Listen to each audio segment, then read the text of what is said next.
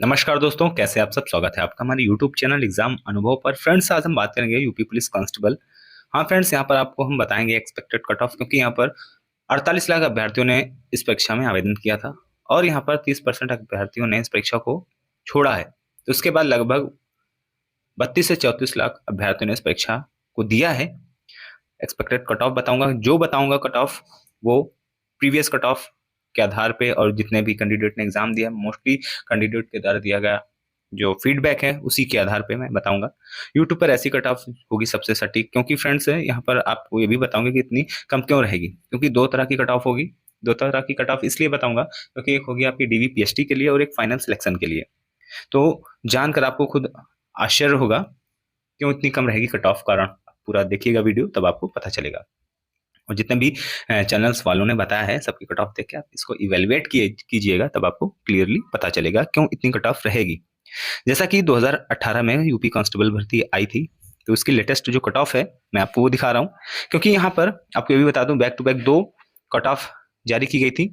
जैसा कि 18 में दो भर्तियां थी, जिसमें एक लगभग 42,000 अराउंड कुछ भर्ती आई थी, उसके बाद एक 49,000 भर्ती आई थी। ये 42,000 वाला कट ऑफ होगा, क्योंकि उससे पहले कोई भर्ती नहीं थी। तो यहाँ पर वो सब अभ्यर्थी थे जिन्होंने पुलिस भर्ती में आवेदन किया था और सीजीएल की भी तैयारी कर रहे थे या बैंक की भी तैयारी कर रहे थे, जो 12th क्वालिफाई होके आए थे किसी, यानी एयरफोर्स नेवी किसी भी की तैयारी कर रहे थे, जीटीएसएससी की। तो वो सभी अभ्यर्थियों ने इस परीक्षा को दिया था, तो इसलिए यहाँ पर मेरिट ज्यादा गई थी, 225 गई थी। और उसके बाद अनरिजर्व कैटेगरी की बात कर रहा हूँ, 216 गई थी ओबीसी की, और एसटी की गई थी 153, एससी की गई थी 187। और यहाँ पर आपको बता दूं कि ये जो स्वतंत्रता सेनानी की है 60 गई थी अराउंड। उसके बाद यहाँ पे आपको एक कट ऑफ और मैं दिखा दूं, सिविल की है ये है, आपको बता दूं कि जो 2018 में 49,000 आई थी भर्ती, ठीक है, 49,568। उसके लिए आपको सिविल के लिए 193, क्योंकि यहाँ पर 18 में मैंने आपको बताया कि दो भर्ती आई थी, तो जिसमें 42,000 में अभ्यर्थी जो सिलेक्ट हो गए थे। क्योंकि यहाँ पर 5 दिसंबर को रिजल्ट जारी होता है, 8 दिसंबर को दौड़ करा दी जाती है, जिसके कारण काफी अभ्यर्थी डिस्क्वालीफाई हो जाते हैं दौड़ में। तो ऐसा आपको हर बार नहीं देखने को मिलेगा। इतनी त्वरित कार्रवाई पहले कभी नहीं देखी गई कि हाँ 5 तारीख को परिणाम आया है, 8 को दौड़ लगा दी गई है।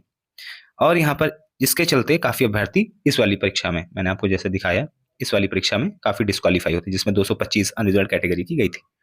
अब यहाँ पर जैसा कि मैंने आपको बताया है कि यहाँ पे 49,000 थे, तो इसके लिए आपको 193 कट ऑफ गई थी अनरिजर्व कैटेगरी की, ओबीसी 185 और अनुसूचित जाति की 159, अनुसूचित जनजाति की 131। इस हिसाब से महिलाओं की भी कम गई थी। तो ये है पूरी कट ऑफ। क्योंकि फ्रेंड्स यहाँ पर आपको ये भी बता दूं कि कट ऑफ जाने का कम कारण यही था कि यहाँ के जो डिस्क्वालीफाई कैंडिडेट थे दौड़ में, यानी जो 42,000 के कैंडिडेट डिस्क्वालीफाई वाले थे, वो 49,000 में भी रहते हैं। कम से कम 8,000 अभ्यर्थी थे जो डिस्क्वालीफाई होते हैं। वो तो क्योंकि 1-2 महीने बाद ये एग्जाम होता है और यहाँ पर वही कैंडिडेट होते हैं, ज्यादा कैंडिडेट होते हैं ना, किसी को तैयारी करने का मौका मिलता है। 1 ही महीने बाद इसकी परीक्षा होती है, जनवरी में। तो इसकी यही कारण थे, इसका कट ऑफ कम गया 193, और कोई नए आवेदक भी नहीं थे। अब इस भर्ती के बाद ये जो 60,244 भर्ती है, 5 वर्ष हो गया ऑलमोस्ट।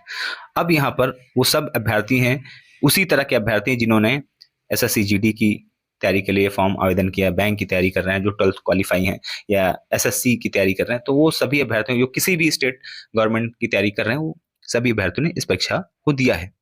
तो यहाँ पर आपको ये भी बता दूं कि जो कट ऑफ एक्सपेक्टेड हो सकती है, अब देखिए पीएससी तो यहाँ है नहीं, तो पीएससी का मैंने बताया था।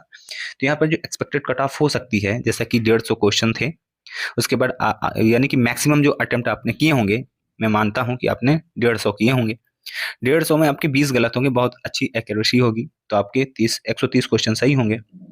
उसके बाद 130 का मल्टीप्लाई करेंगे तो 260 हो जाते हैं, क्योंकि एक क्वेश्चन 2 नंबर का था, तो 260 प्रश्न हो गए। उसके बाद ये जो -2 20 किए थे, तो 20 का 0.5 से मल्टीप्लाई करेंगे तो 10 नंबर हो जाते हैं। तो आपके टोटल जो क्वेश्चन बनेंगे, यानी आपके मार्क्स बनेंगे वो 250 बनेंगे। ठीक है, ये मैक्सिमम बता रहा हूँ, जो हाईएस्ट, जो बहुत ही अच्छा क्रीमी लड़का होगा जिसने किए होंगे, मैं वो बता रहा हूँ।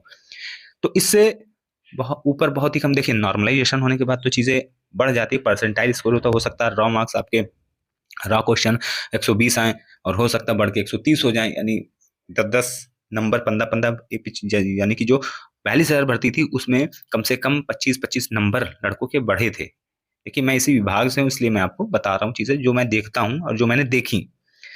अब यहाँ पे जैसे आपके आफ्टर निगेटिव 250 मार्क्स बने, रा क्वेश्चंस आपके 125 हो गए। देखिए आपने सही कितने किए थे, कटपिट के 130 किए थे, तो आपने तो 150, मगर कटपिट के आपके 130 सही हुए। उसके बाद 5 क्वेश्चन और गलत हो गए, जो आफ्टर निगेटिव 125 क्वेश्चन बने, 250 मार्क्स। अब यहाँ पे नॉर्मलाइजेशन क्वेश्चन जो होते हैं डिपेंड करता है आपकी शिफ्ट का पैटर्न कैसा था, हार्ड था या मॉडरेट था या नॉर्मल था। अब यदि नॉर्मल होंगे तो वहां पर ज्यादा से ज्यादा लड़कों ने ज्यादा क्वेश्चन अटेम्प्ट किया हो, मॉडरेट होगा तो उससे कम, हार्ड होगा तो हो सकता है कि किसी परीक्षा का यानी किसी शिफ्ट का पेपर इतना टफ हो जिसका पैटर्न ज्यादा टफ होने के चलते काफी ज्यादा मैक्सिमम लड़के, तो जो हाईएस्ट लड़का क्वेश्चन अटेम्प्ट किया होगा हो सकता है 120 अटेम्प्ट किया हो या 130 अटेम्प्ट किया हो। ठीक है, मैक्सिमम की बात कर रहा हूँ जो हार्ड प्रश्न पत्र हो।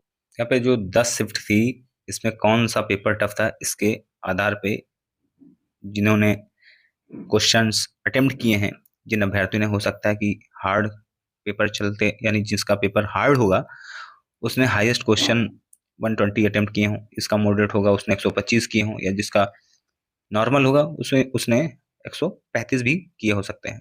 क्योंकि पेपर का पैटर्न या पेपर हार्ड मॉडरेट या डिफिकल्ट जैसा लेवल हो पेपर का, ये डिपेंड करता है क्वेश्चन कितने आपने अटेम्प्ट किए हैं। अब इसी के आधार पे आपका नॉर्मलाइजेशन होगा। अब आफ्टर नॉर्मलाइजेशन तो कभी कभी ये भी होता है कि 105 जिसने क्वेश्चन बन रहे हैं कटपिट के, हो सकता है उसके 10 पहुंच जाए, और जिसने 115 के उसके 110 हो जाए। तो 5 क्वेश्चन का वेरिएशन होता है, ये चीज मान के चलिए 10 नंबर या 15 नंबर, ये मोटी मोटा आप दिमाग में सेट कर लें। ये कोई बहुत बड़ी चीज नहीं, 10 शिफ्ट में एग्जाम कंडक्ट करवाया गया है तो इतनी चीज हो सकती है और होगी। नॉर्मलाइजेशन का यही मेथड भी है। ठीक है, तो यहाँ पे जो फाइनल क्वेश्चन, यहाँ पे आपको ये भी बता रहा हूँ कि ये जो क्वेश्चंस बता रहा हूँ ये फाइनल सिलेक्शन के लिए हैं। 110 क्वेश्चन यानी कि 220 मार्क्स के अराउंड, 220 से 225 भी हो सकता है अनरिजर्व कैटेगरी के लिए, फाइनल सिलेक्शन के लिए 105 क्वेश्चन यानी 210 मार्क्स ओबीसी के लिए हो गया, और 190 नंबर यानी कि 95 प्रश्न, 2 क्वेश्चन इधर उधर हो सकता है यानी कि 95 प्रश्न की बात कर रहा हूँ, यानी 190 नंबर एससी के लिए। एसटी के लिए 160 नंबर हो गया यानी 80 प्रश्न हो गया। और फीमेल के लिए यहाँ पे आपको बता दूं कि ये भी 180 के अराउंड रहने वाली है। और यहाँ पे जो एक्स सर्विसमैन है इनका तो 60 से 70 नंबर या 80 बहुत खींच के जाएगा, तो डिपेंड करता है कि कितने एक्स सर्विसमैन ने इस परीक्षा को दिया है। जितने कम दिए होंगे उतनी कम मेरिट जाएगी, ज्यादा दिए हैं तो ज्यादा जाएगी। यही मेथड सिंपल सा है कट ऑफ जाने का, ज्यादा या कम। अब यहाँ पे आपको ये भी बता दूं कि यदि डीवी पीएचडी के लिए, क्योंकि डीवी पीएचडी भी होगा, अब डीवी पीएचडी के लिए यदि आपको इसमें सम्मिलित होना है, क्योंकि 60,000 वैकेंसी है तो मोटी मोटा आपको 1 लाख अभ्यर्थियों के बुलाएंगे, 1.5 गुना अभ्यर्थियों को दौड़ के लिए। उसके बाद यदि लड़के इनको नहीं मिलते तब सेकंड लिस्ट जारी कर सकते हैं, हो सकता है 2 गुना अभ्यर्थियों को बुला ले। मगर मेरा जो एक्सपीरियंस है अभी तक का पुलिस विभाग का, जो मैंने देखा विभाग में रह के, वो मैं आपको बता रहा हूँ कि 1.5 गुना अभ्यर्थी को बुलाएंगे, लगभग 1 लाख अभ्यर्थियों को या 1.25 लाख अभ्यर्थियों को। यदि 2 गुना कर दे तो मैं मोटी मोटा मान के चलता हूँ 1,20,000 अभ्यर्थियों को यदि बुलाएंगे तो क्या कट ऑफ रह सकती है। तो ये कट ऑफ डीवी पीएचडी के लिए अनरिजर्व कैटेगरी के अभ्यर्थियों के लिए 105 हो जाएगी, ओबीसी के लिए 103 मान सकते हैं, या 100 से 103, 100 से 103, और एससी के लिए ये मान सकते हैं 185 क्वेश्चन या 185 नंबर यानी कि 90 क्वेश्चन। ठीक है, 90 से 82 क्वेश्चन। एसटी के लिए मान सकते हैं 75 से 80 क्वेश्चन यानी 155 से 160 नंबर। और यही फीमेल कैंडिडेट के लिए 85 से 90 क्वेश्चन यानी 180 से 190 नंबर। और यहाँ पे जो फीमेल जिसकी मैंने बात बता दी आपको, और एक्स सर्विसमैन के लिए तो डीवी पीएचडी के लिए यही 50 से 70 के अराउंड ही रहने वाला है, ज़्यादा नहीं जाएगा। तो यही एक्सपेक्टेड कट ऑफ है और जो कि आपको देखने को मिल रही है। और आपके किसके कितने मार्क्स बन रहे हैं आप मुझे कमेंट बॉक्स में कमेंट करके बताएं। और हाँ, ये भी आपसे कहूंगा कि टेलीग्राम चैनल पे एग्जाम अनुभव को ज्वाइन कर लें, वहाँ पे आप किसके कितने मार्क्स बन रहे हैं आप मुझे साझा करें। ग्रुप बना है उसे भी आप ज्वाइन कर लें। और ये जो कट ऑफ दे रहा हूँ बिल्कुल अथेंटिक सटीक होगी और इसी के आसपास आपको देखने को मिलेगी। जो फाइनल कट ऑफ दी गई है यही है, देख सकते हैं। सामान्य वर्ग के लिए 220 से 25 मान सकते हैं, ओबीसी के लिए 220 से यानी 215 से 220, एससी के लिए 195 से 200, एसटी के लिए 175 से 180। ये फाइनल सिलेक्शन वाली है। ठीक है, यहाँ पे इफ बट वाली नहीं, यानी कि आप 60,244 कैंडिडेट जो हैं 60,244 कैंडिडेट, यानी इतनी पोस्टों के लिए कट ऑफ है, ये मान सकते हैं। यानी कि यदि आप 245 नंबर पे भी होंगे तो आप बाहर माने जाएंगे। ईडब्ल्यूएस के लिए 210 से 215, फीमेल के लिए 190 और फ्रीडम फाइटर 60+। तो ये मोटी मोटा ये कट ऑफ है एक्सपेक्टेड जो फाइनल सिलेक्शन के लिए है। यानी डीवीपीएसटी के लिए तो कम जाएगी, मोटी मोटा आप 10 नंबर और कम कर लें, ठीक है, 5 क्वेश्चन कम कर लें, या हो सकता है सामान्य के लिए यहाँ पे जा सकती है 110 210 जा सकती है, ठीक है, डीवीपीएसटी के लिए, और यहाँ पे 207 जा सकती है ओबीसी के लिए, और यहाँ पर जा सकती है 185 एससी के लिए, यहाँ पे 160 कर सकते हैं, ठीक है, और ईडब्ल्यूएस के लिए यहाँ पर 200 जा सकती है डीवीपीएसटी के लिए।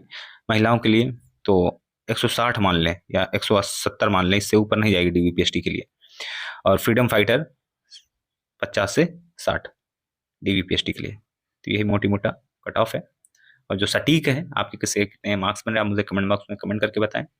टेलीग्राम चैनल से जुड़ जाएं, एग्जाम अनुभव, कोई भी जानकारी आती है आपको हमारे चैनल के माध्यम से अवगत कराया जाएगा, क्योंकि सबसे पहले अपडेट दे दी जाएगी, विभाग में होने के नाते आपको इतना लाभ मिल जाएगा, इसलिए कह रहा हूँ आप हमारे चैनल से जुड़ जाएं। अभी नहीं जुड़े हैं सब्सक्राइब कर लें, बेल आइकन को प्रेस कर दें, मैं कोई भी वीडियो डालूंगा उसको आपको टाइमली नोटिफिकेशन मिल जाएगा।